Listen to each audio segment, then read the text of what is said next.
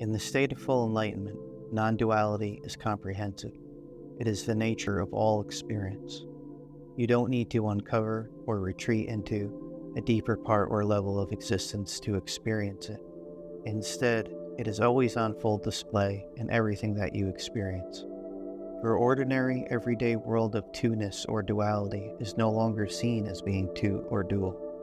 Rather, it is understood to be not two or non-dual. So, although you previously saw the world as dual, it turns out to actually be non-dual.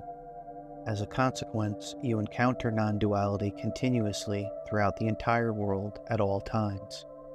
Non-duality is experienced in all that you are, and in the entirety of the world and everything in it.